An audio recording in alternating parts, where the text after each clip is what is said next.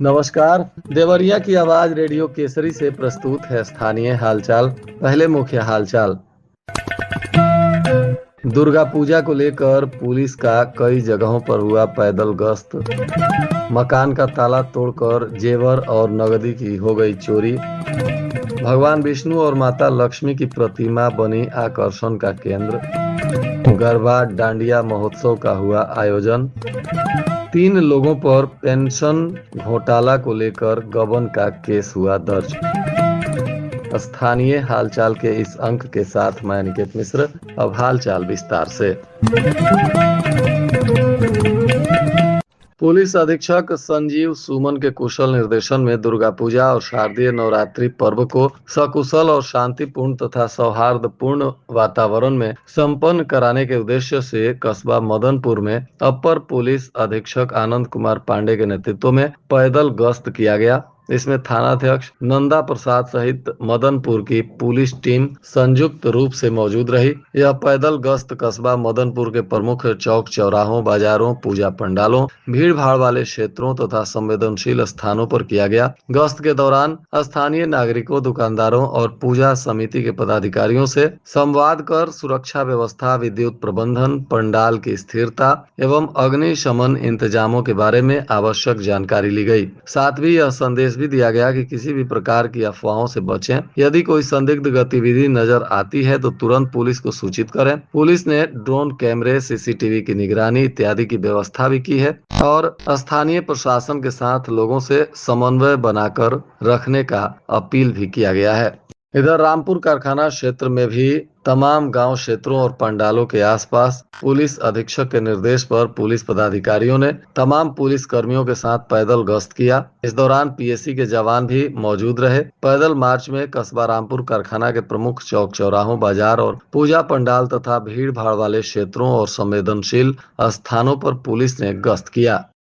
गौरी बाजार कस्बा के एक मकान में कमरे का ताला तोड़कर चोर ने करीब 1.5 लाख रुपए जेवर और नकदी चुराए हैं। मकान मालिक ने अज्ञात चोरों के खिलाफ तहरीर दी है। बताया जा रहा है कि कस्बा निवासी रमन यादव शुक्रवार की रात भोजन करने के बाद सोने चले गए थे। इसी बीच उनके घर का ताला तोड़कर चोर घर में घुस गए, संदूक उठा ले गए जिसमें नकदी और आभूषण इत्यादि थे। पुलिस ने अब इनके आवेदन पर मामले की तफ्तीश शुरू कर दी है। रामपुर कारखाना क्षेत्र में दुर्गा पंडाल के भव्य गेट के बाहर गड्ढा खोदकर समुद्र की आकृति बनाने के बाद भगवान विष्णु और मां लक्ष्मी के सीमेंट की प्रतिमा स्थापित की गई है। प्रतिमा श्रद्धालुओं के लिए आकर्षण का केंद्र बनी हुई है। सिरिसिया नंबर 1 दुर्गा पंडाल में मां दुर्गा की 1.5 दर्जन प्रतिमाएं स्थापित की गई हैं। पंडाल के समीप 10 दिनों तक मेला लगा रहेगा। रामपुर कारखाना के सिरिसिया नंबर 1 गाँव के चौराहे पर हर साल स्टूडेंट क्लब आकर्षण एवं भव्य दुर्गा पंडाल का स्थापना करता है। इस साल भी पहले ही दुर्गा प्रतिमा स्वयं सेवक गांव ला चुके थे। मुख्य ट्रस्टी और अध्यक्ष अमित सिंह की देखरेख में जयकारे और मंत्रोच्चार के बीच माता के पंडाल का स्थापना किया गया है और इसी पंडाल के बाहर गड्ढा खोदकर समुद्र की आकृति बनाते हुए भगवान विष्णु और मां लक्ष्मी की सीमेंट की प्रतिमा को भी स्थापित किया गया है।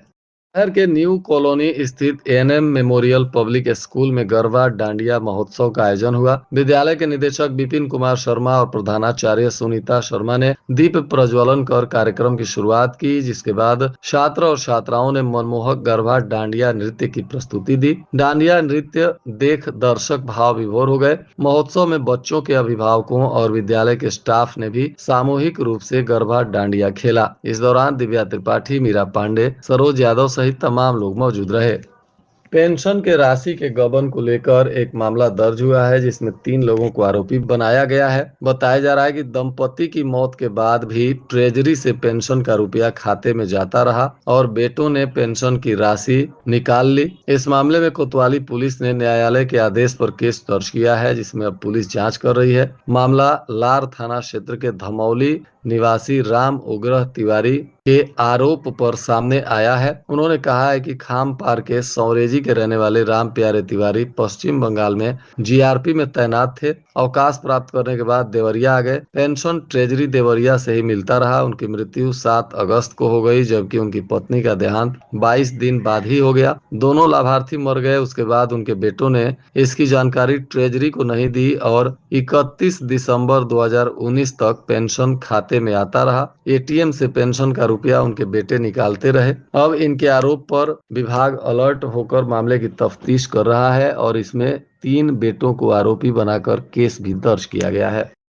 विद्युत उपकेंद्र पर लगे गढ़रामपुर फीडर का केबल ब्लास्ट होने से करीब 130 गांवों की बिजली 18 घंटों तक गुल रही। इसके वजह से 30,000 आबादी रात भर अंधेरे में रही। आपूर्ति बहाल होने के बाद अब लोगों ने राहत की सांस ली है। बताया जा रहा है कि तरकुलवा विद्युत उपकेंद्र की बिजली आपूर्ति व्यवस्था पर सरकार के निर्बाध बिजली आपूर्ति के फरमान का असर नहीं दिख रहा है। सब स्टेशन की मेन सप्लाई भी ब्रेक डाउन हो रही है और जर्जर तारों के टूटने तथा रोस्टिंग और जर्जर फीडरों में खराबी के चलते लोगों को आए दिन अघोषित विद्युत कटौती का दंश झेलना पड़ रहा है।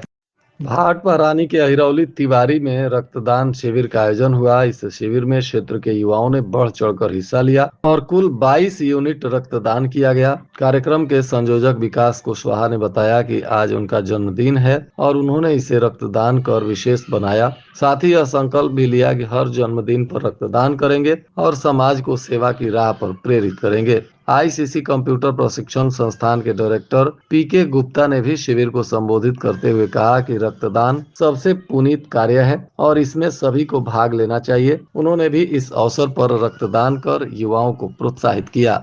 बाल विकास सेवा एवं पोषाहार विभाग के अंतर्गत संचालित कार्यक्रम विभाग में जिले के 16 विकास खंडों में मात्र 3 बाल विकास परियोजना अधिकारी के भरोसे काम चल रहा था। वहीं प्रोन्नति पाने के बाद शासन जिले में 9 बाल विकास परियोजना अधिकारियों को तैनाती कर दिया है, जिनकी तैनाती होने से विभागीय कार्यों को अब गति मिलेगी। जिला कार्यक्रम विभाग के अधीन विभागीय कार्यों के संपादन की जिम्मेदारी बाल विकास अधिकारियों की है। वहीं जिले के 16 विकास खंडों में मात्र 3 ब्लॉक देवरिया सदर, गौरी बाजार और भाटपा रानी में ही सीडीपीओ की तैनाती थी। अतिरिक्त ब्लॉकों का भी प्रभार इन्हीं लोगों को मिला था, जिससे काम बाधित हो रहा था और अब नए पदाधिकारियों की तैनाती से इन विभागों का कार्य सुचारू रूप से आगे बढ़ेगा।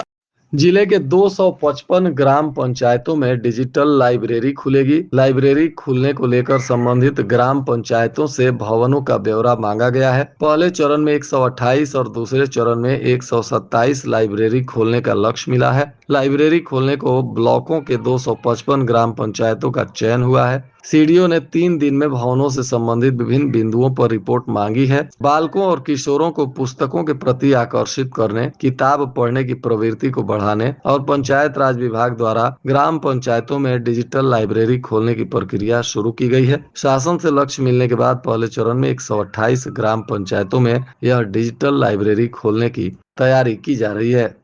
अक्टूबर में प्रस्तावित विशेष संचारी रोग नियंत्रण कार्यक्रम और दस्तक अभियान को सफल बनाने के लिए पशुपालन विभाग की कार्य योजना और माइक्रो प्लान तैयार करने को मुख्य पशु चिकित्सा अधिकारी डॉक्टर AK वैश्य के निर्देश पर विकास खंड बैतालपुर के विभिन्न सुअर पालन करने वाले गांवों का पशुधन प्रसार अधिकारी निशा कांत तिवारी ने निरीक्षण किया। सुअर वार्डों में कीटनाशक दवा का छिड़काव, संचारी रोग से बचाव को जागरूकता अभियान चलाने के साथ ही माइक्रो प्लान भी तैयार किया गया। इसके अंतर्गत उसरा बाजार, तिवई, कोइलगढ़ा, जंगल इमिलिया, रनिहवा, छितही, उधोपुर, भगवानपुर चौबे, बलटिकरा, करौदी, भूड़ी पाकड़, राम गौनिया, करंज आदि गांवों में पशु चिकित्सालय बैतालपुर की टीम ने सुअर पालकों को जागरूक भी किया। और आज के मौसम का तापमान देवरिया में न्यूनतम 27 डिग्री सेल्सियस और अधिकतम 35 डिग्री सेल्सियस रहने की संभावना है। अंत में मुख्य हालचाल एक बार फिर। दुर्गा पूजा को लेकर पुलिस का कई जगहों पर हुआ पैदल गश्त। मकान का ताला तोड़कर जेवर और नगदी की हो गई चोरी। भगवान विष्णु और माता लक्ष्मी की प्रतिमा बनी आकर्षण का केंद्र। गरबा डांडिया महोत्सव का हुआ आयोजन। 3 लोगों पर पेंशन घोटाला को लेकर गबन का केस हुआ दर्ज। इसके साथ ही रेडियो केसरी से प्रसारित स्थानीय हालचाल का यह अंक समाप्त हुआ। नमस्कार।